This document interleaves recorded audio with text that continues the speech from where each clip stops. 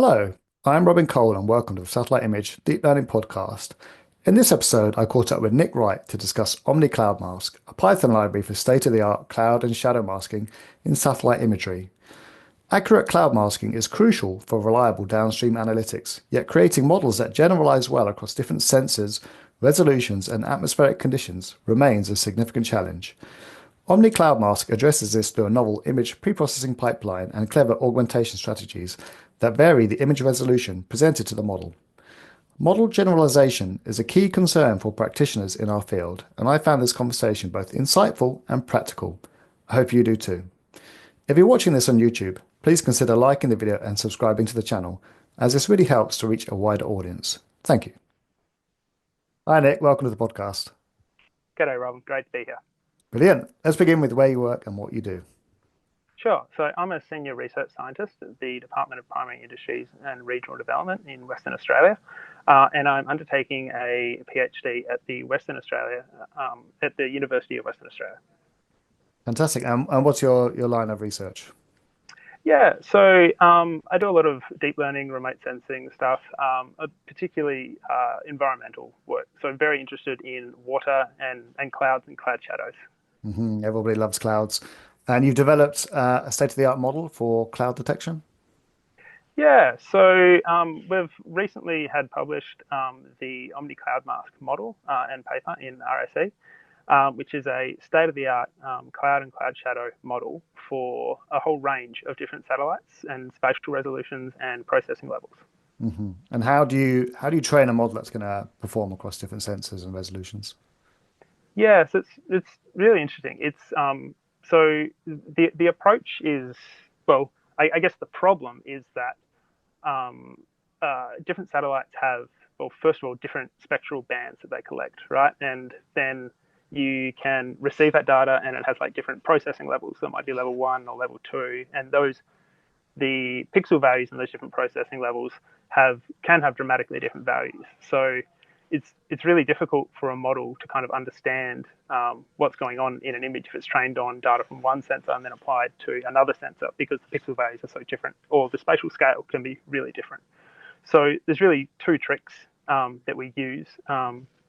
One is what we're calling dynamic Z-score normalization, which is just a way of dynamically normalizing the inputs to a model in a way that's quite similar to, if you use QGIS, a local histogram stretch. So you're just like zooming into a small section of an image and just sort of stretching out that image, the pixel values in that image, so you can see the details in the dark regions and also in the light regions at the same time. So we implement that as a normalization step before the model gets to see any data. And the other thing is a dynamic resizing of the data before it's passed into the model. So normally when you're training a remote sensing deep learning model, the batch sizes or like the dimensions of that batch of data that you're passing into a model has fixed dimensions. So you might have like a batch dimension of like 2 or 4 or 16, and then you've got your channels and then your X and Y dimensions of those images. And those X and Y dimensions might be like 512 by 512 or something, right?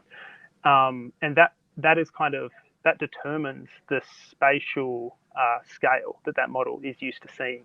And if you don't, so the approach to kind of teach the model to understand different spatial scales that we use in this paper is just an augmentation that just deforms or like rescales those X and Y dimensions. So this is a bit unusual because like normally when you're passing batches through a model, all of those dimensions are static. But instead we're just changing them dynamically so that the model gets to see data at a whole bunch of different spatial resolutions. So that combined with the normalization allows models to kind of work over a whole bunch of different imagery types. Yeah. And just to clarify, is that a zoom augmentation then, or is it something Well, else? sort of, yeah. It's an interpolation step where, like, so for instance, if our training data is the CloudSense 12 data set, which is 10 meters sentinel data, and it starts, the images are around 512 by 512 to simulate a 20 meter resolution image, we just resample that down to 256 by 256 and then pass that through the model. And then we do that not at just like fixed resolutions, but at every resolution between, we go from 10 meters to 50 meters. So that those spatial dimensions are just continually resampled while training. So the model gets to see those different representations. Interesting. And you're training on data from multiple satellites or just from one? Yeah, just one, which is quite interesting. So it's like, so the CloudSim 12 dataset is an amazing dataset, and like a lot of effort has obviously gone into making it really robust and large and spatially distributed. And that's not always the case for satellites, especially commercial satellites like Maxar data or Planet data. What we wanted to do is come up with a method where you can just use training data from one sensor, but make a model that understands data from a whole bunch of different sensors. And we've shown this in the paper. It works really well. We're able to get state-of-the-art results in Sentinel level 1, level 2, Landsat, PlanetScope, and show also that it works really well on Maxar. Right. So you must have had a small test set for each of those different satellites. Yeah, I mean, through actual development of the model, we didn't actually look at outputs from any other resolution. I just wanted to make it work really well on Sentinel. And then at the end, I was like, oh, I guess we should check. And yeah, it turned out to work really well. And we're able to test it. There's some really good validation data sets. The CMIX data sets for both Landsat and Sentinel, we were able to use as validation data sets, and that's what we were using to compare our results against. Yeah. Fantastic. And the normalization process, you apply that on the fly during training, or do you have to pre-process the data set and understand something about the overall data set? Yeah, so that's an interesting point. It's done on the fly, and it's actually done after all the other augmentations, which is a bit unusual. Normally in these pipelines, you normalize your data, you apply any other like spatial augmentations, and then you pass the data to the model. But we're actually doing it last, which is a bit unusual, but it's done for a good reason. So we have a range of quite drastic augmentations in our pipeline to kind of make the model generalize strongly to the types of errors that you see in remote sensing data. So tears and seams or like scene edges and things. And we want the normalization to happen after that point because our normalization approach it uses the data within the one particular image that is currently being worked on. You need the stats from that image. So if you're going to be blanking out any sections or setting any areas to like random values, you actually want those statistics to be used in the normalization step because that's what will be done like at inference time when you're actually processing a scene through. So actually do all the augmentations and then do the normalization last and then pass that through the model. It's actually kind of nice because normally, well, depending on how you're normalizing your data, quite often you have to like ship a model with normalization statistics. It's like, oh, here's the standard deviation and the mean for each of the different channels. And that is a bit, you end up with these kind of sort of like magic numbers, which are like not great to have in code in general. And we can just avoid that completely just by dynamically creating those statistics for each like patch of data that we pass through the model. So it's one less thing to keep track of, which is kind of nice. Absolutely. Yeah. Nice aspect to the productionization of it. And this general approach will work for other kinds of tasks. Yeah. So that was a big question that we kind of came to at the end. It's like, well, does this just work for clouds and cloud shadows because they're big and fluffy and have heaps of texture? And so that was something that we were looking into just after this paper was published. And there's a preprint out of the next paper, which we're calling OmniWaterMask, where we apply the same techniques to train a sensor agnostic water detection model using this time imagery from the S1, S2 water dataset and the FLARE dataset. So they're very different data sets. You're dealing with drone imagery on one end and Sentinel imagery on the other. And we're able to train up this model that understands sort of how to identify water over this wide range of spatial scales. Yeah. So And yeah, I guess getting to your point, yes, we think it works over a whole range of different problems, not just yeah, clouds and cloud shadows. and in my mind, I'm thinking you've already got a model that works well for clouds. Can you fine tune that for water, or do you need to start again from scratch? Yeah, yeah. So for the particular water model, we found that we needed to use a significantly larger model, and I'm not entirely sure why that was the case. So no, we didn't in that case. But you can just use pre-trained models. So we're just starting with Mm. ImageNet pre-trained weights, and then just going from there, and it seems to work quite well.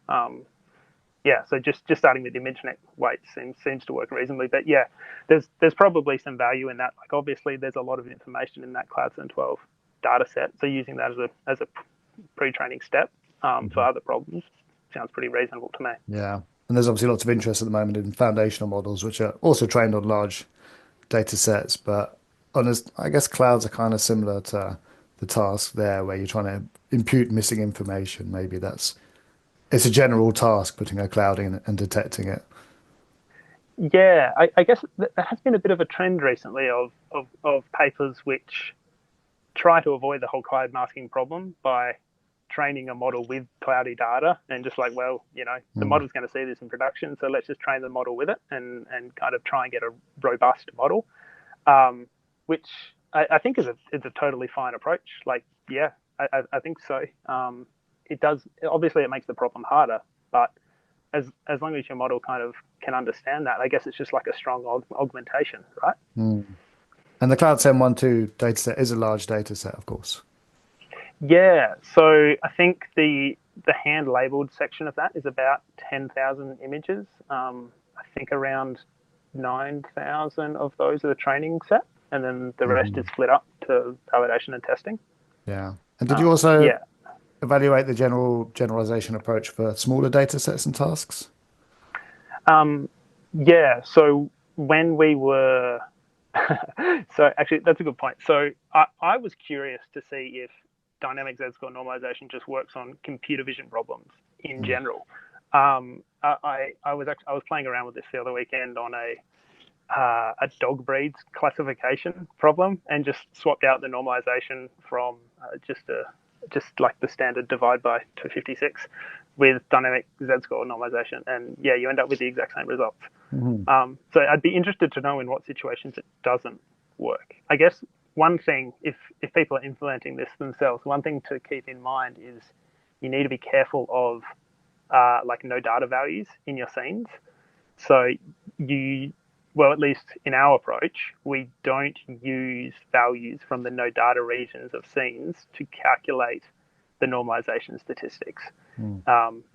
Yeah, we just forget about them when you're normalizing, and then just set them to zero at before passing those areas through the model, Mhm. and that seems to work. But yeah, it'd be interested.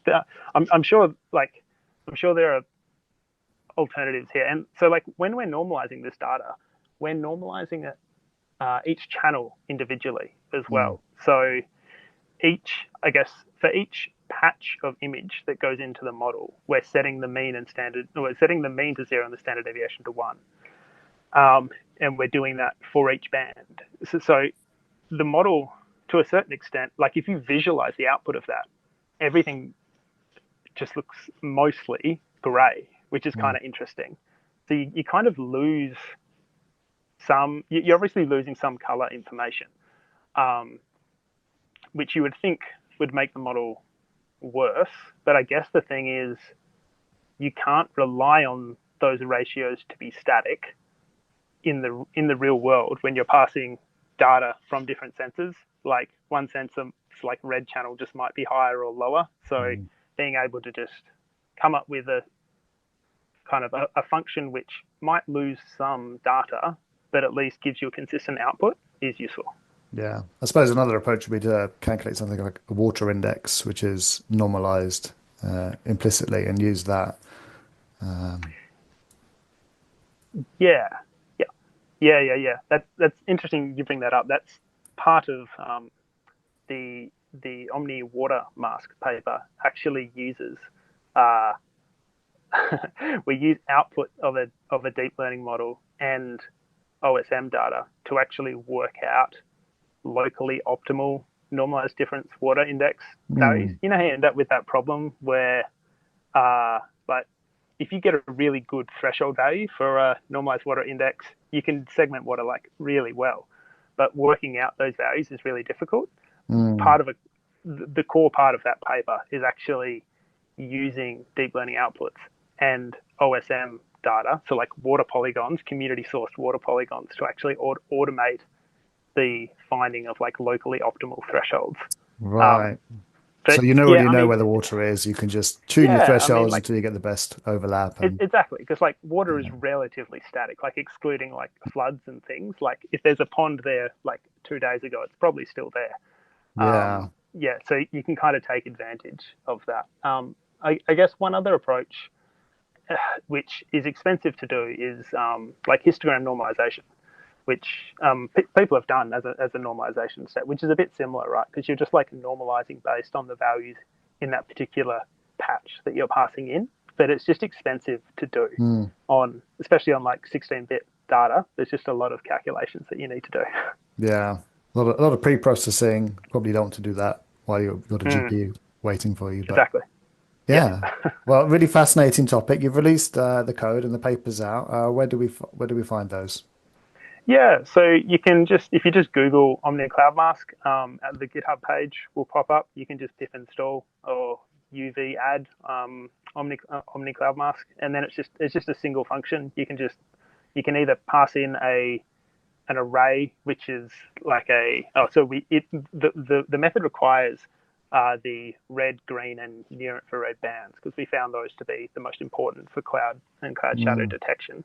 Hmm. So you do need the near infrared band, which can be a little annoying sometimes. But you know, most satellites have it. Yeah, so you don't need the blue because it didn't seem to help, so we didn't need it. So you can just pass in those as a NumPy array, and then if you've got a GPU, you should expect a result back pretty quick smart. I think if you're throwing in a Sentinel image, you can process it at there's a flag for processing at 10 or 20 meters res. If you've got a modern GPU, it's about 9 seconds to do a scene at 10 meters, or about 2 seconds to do it at 20-meter res. Right. The other function that the library has is if you've got a whole bunch of scenes, there's a slightly optimized version of it where you can feed in a list of directories and it synchronizes loading the data and pre-processing it while the GPU is working. So if you've got a whole bunch of scenes to do, we can kind of speed that processing up quite a bit.